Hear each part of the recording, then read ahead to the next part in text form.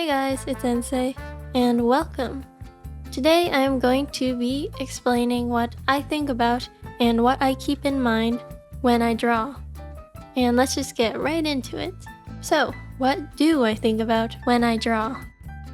I think about art fundamentals, more specifically form and perspective. What I go over in this video can be helpful for beginner artists and also can be a review for intermediate artists, or if you've been drawing for a while and just need a review. I've been asked by a few people to do a tutorial, so I do like to teach and I want to, and I do believe I can provide some insightful information that can help you in your art journey.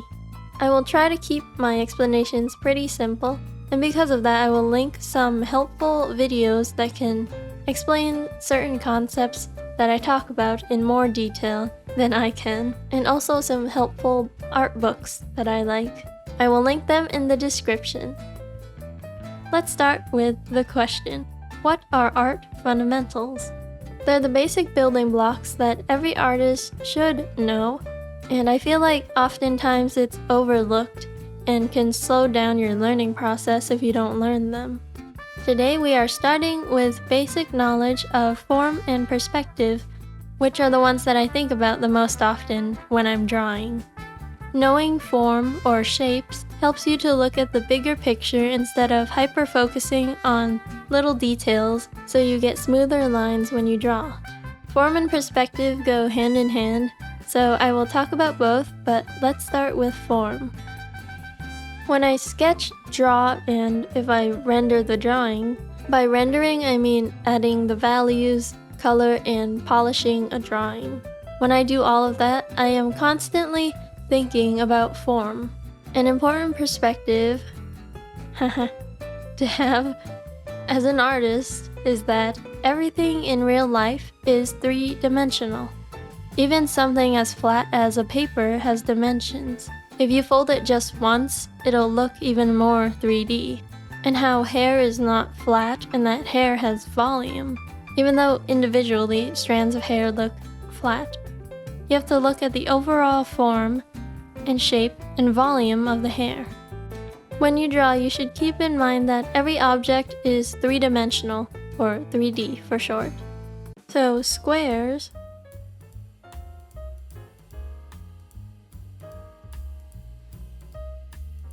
are two-dimensional shapes, while a cubes are three-dimensional shapes. Okay, squares are two-dimensional because they are flat. They have no perspective. But with this one, cubes are 3D and they have perspective. We will talk about perspective in a little bit. But this 3D shape has perspective and dimensions, and it looks 3D, while this is just a shape and has no perspective, just like how a circle is a 2D shape, and it's just flat. It has no dimensions. But a sphere is a 3D shape because it has dimensions.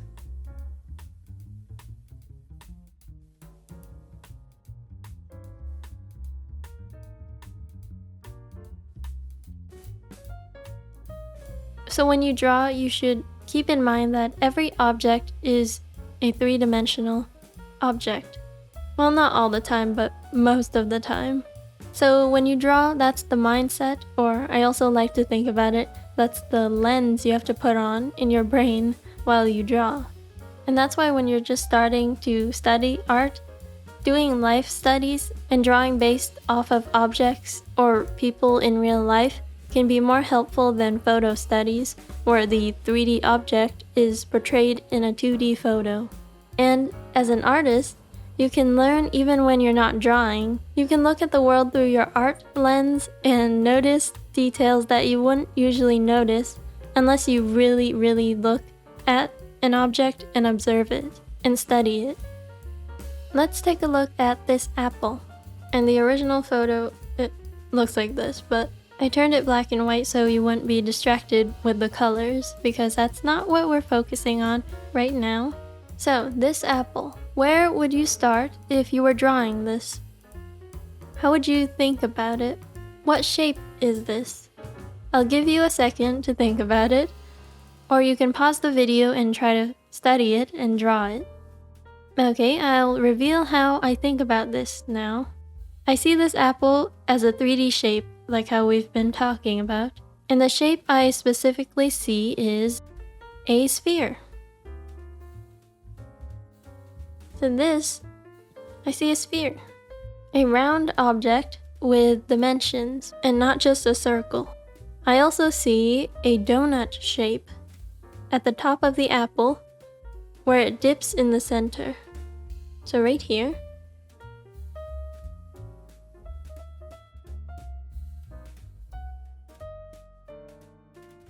See?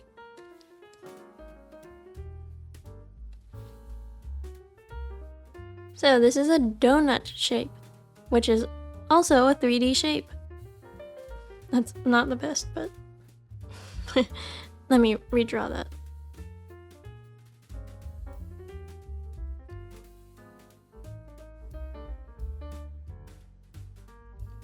Okay, this donut is a 3D shape, and it has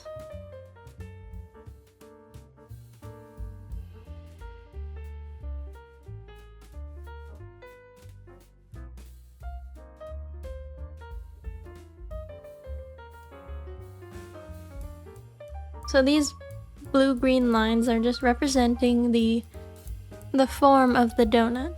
Because if we look on the apple, it has the same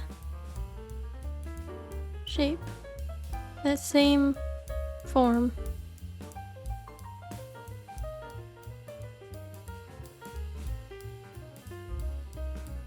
And then the sphere is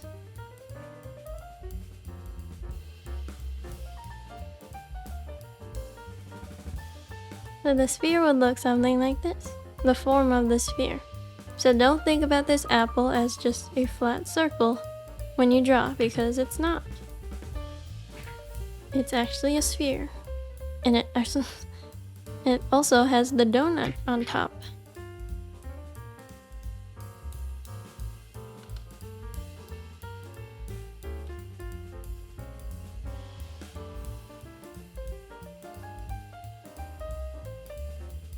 See? If we put the donut on top, we already have like most of the apple done. But if you were to draw the apple as just a 2D circle,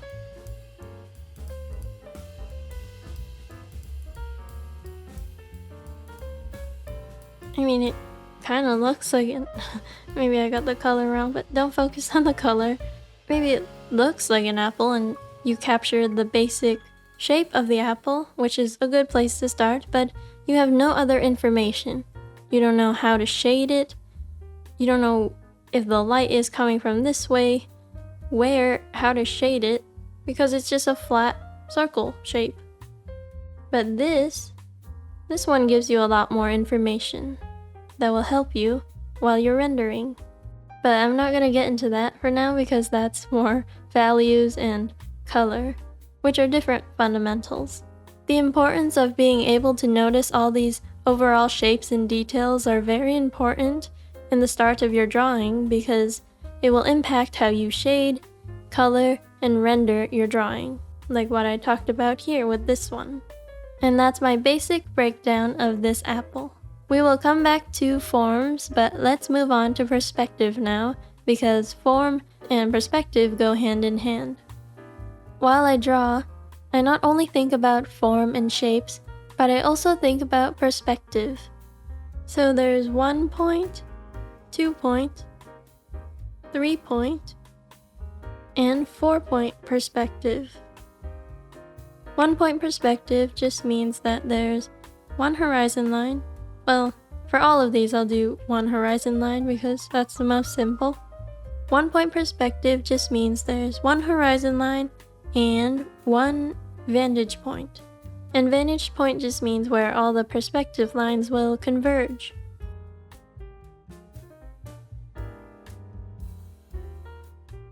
Okay, that's the new vantage point. And all these are the perspective lines, so they all converge at one point. Hence, 1-point perspective. The higher up the horizon line, the higher your viewpoint, the higher your perspective in a scene. And the lower the perspective line, the lower you are on the ground. When it's like in the middle, it just means that's average eyesight, or average height of a person. Average eye line. I'm great at explaining things. And 2-point perspective means there's 2 vantage points, so there are 2 points where the lines, 2 different sets of lines will converge.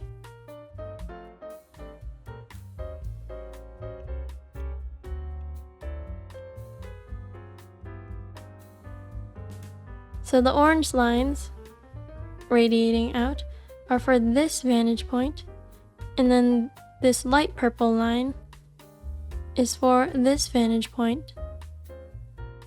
And following the same pattern, 3-point perspective is when there are 3 vantage points.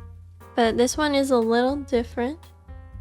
Oh, and the closer the perspective points are to each other, the more warping of the object you're gonna get. I'll show an example after I explain all these 4 perspective points. So back to 3-point perspective. So you have these 2 perspective points, like a 2-point perspective, but you also have another point, a 3rd point. So where would that go? Well, it can either go down here or up here. And that is 3-point perspective. For this one, I'm just gonna do the lower perspective. So I'm actually going to make this horizon line higher so there's less warping. Oh. Because like I said, the closer the vantage points are to each other, the more warping of the object you're gonna get.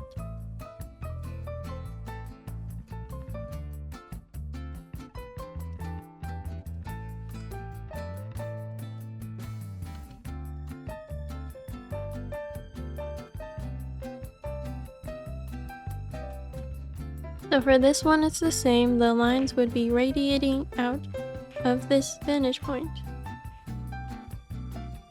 Okay, there should be more room, more space between like here. There should be more space in between this vantage point and the horizon line, but for the sake of this demonstration, I'm just showing what 3-point perspective is. So yeah, it gets really confusing, and I don't usually use this one often. So now you can probably guess what 4-point perspective would look like. And yep, it would be like 3-point, except you would also have the top vantage point. So you would have all 4 vantage points. I'm just gonna copy this one over so it's faster. So I'm actually hiding the bottom vantage point because typically if you were to use 3-point or 4-point, the vantage points should be off the screen. Unless, again, you want warping, intentional warping in your drawing, then you would have them closer to each other. The 4th perspective would be up here, up top somewhere. Preferably off screen, but we'll stay here for now, for this. Now you could probably tell how chaotic this looks, and yeah, I don't use this often, if not at all. There's a lot of warping and distortion involved, and it's like a fisheye lens. I've seen some really cool drawings of artists using 4-point perspective, and it's really impressive, but I would say the most commonly used perspectives are 1-point and 2-point, and 3-point. 3-point is seen often in like League of Legends splash art, and 4-point perspective is more advanced to me. You can also use it if you want to mess around with perspective and camera angles. My advice is to focus mainly on getting comfortable with 1-point, and once you're comfortable with that, move on to 2-point perspective, and then 3-point perspective.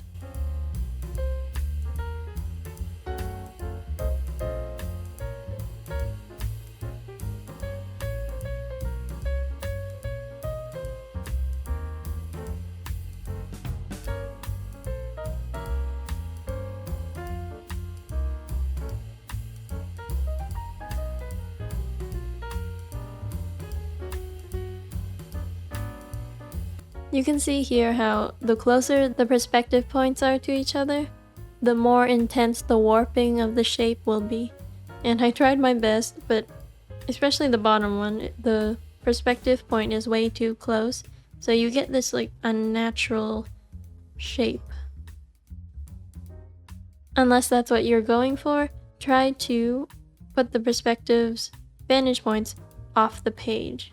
So if this was your artwork, your vantage points should be somewhere off screen, radiating out. And you'll get less warping with that.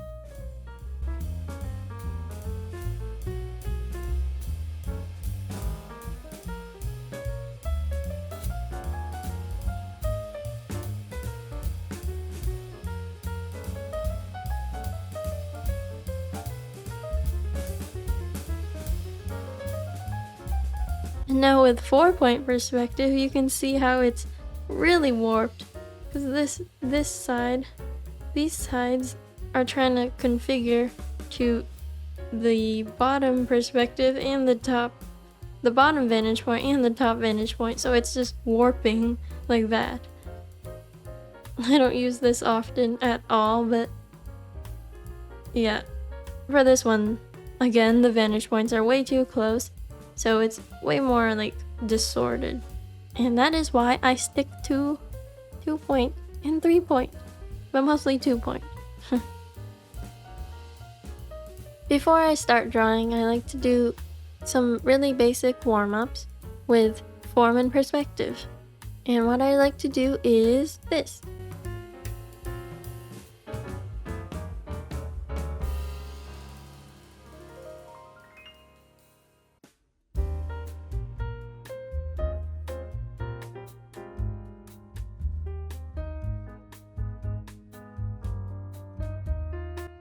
I just like to draw shapes, usually rectangles, in perspective, just so I can warm up not only my hands, but also my brain.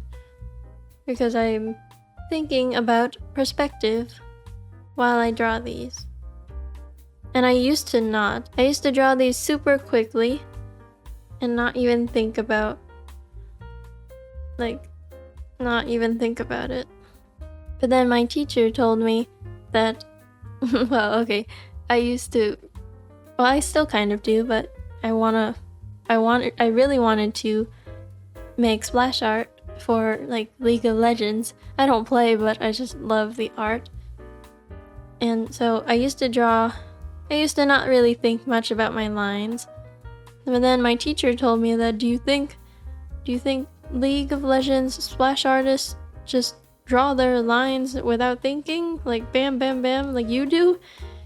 And yeah, after that I put more thought into my lines, because that's true.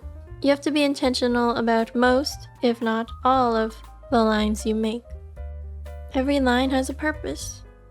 Okay, don't look at these, I didn't really think, but so yeah, be intentional when you draw, and that'll help not only your muscle memory but also your brain. See, like this one, the perspective is like, this line's going this way and this line's going this way. Like, it doesn't make sense. But this one, it makes more sense. This will converge that way. These converge this way.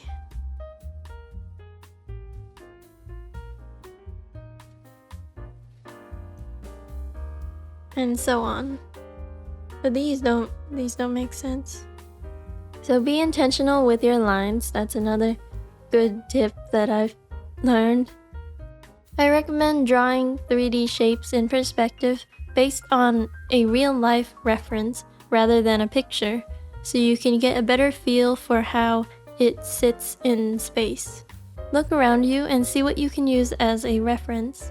It could be the table you're drawing on, your bed in the corner of the room, your phone, or even your sketchbook that you're using to draw. Focus not on the details. You're not trying to draw the object itself, but rather the overall shape of the object you are looking at, and focus on the bigger picture. This table's overall shape, including the top of the table and the legs, the overall shape is probably a big rectangle prism.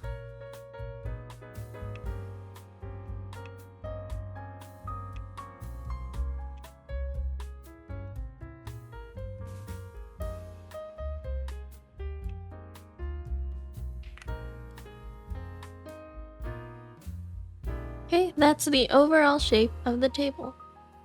So the table and the legs together makes a giant rectangular shape. Once you notice that, you'll also notice that it is made up of multiple rectangles that are stretched into different lengths and thicknesses.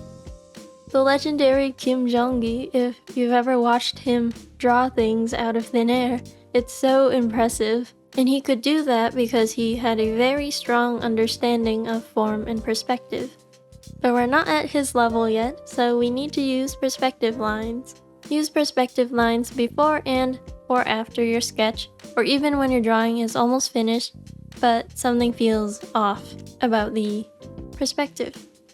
But it's better to get the perspective as accurate as you can in the sketch and refining stage, because you don't want to have to go back in and fix it when it's already really polished and almost done.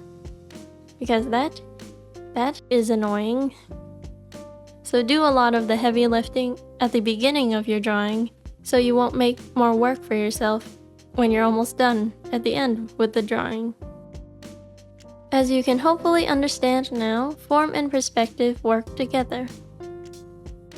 If you draw a shape with no perspective, like this, it is just a 2D rectangle with no dimensions or depth, which is not how the real world works. But when you think about perspective and draw this shape again, keeping in mind about how this shape exists in this space, you will get a much more interesting looking box with form and dimensions. Fundamentals are helpful and important to know, but there will be certain times when these rules can be broken. Actually, maybe not broken or break them, but bend them. But if you're just starting, I recommend not breaking or bending any rules too much yet, until you understand them very well, and then you'll have better judgment on when and why it's okay to bend the rules. If you still don't fully understand this concept, that's totally okay.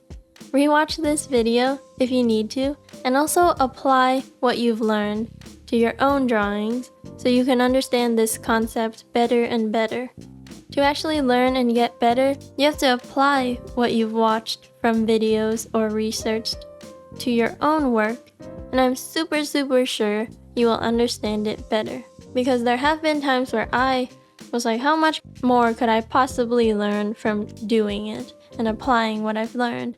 But then after or while I'm doing it, I'm like, oh, I understand why now. So yes, apply what you've learned and you will learn more. And you will understand more and better. If you feel unmotivated or overwhelmed from this in any way, remember that everyone starts somewhere. It doesn't matter where or what skill level or how old you are even, or what materials you have. If this is something you love and want to pursue, start and never ever stop learning.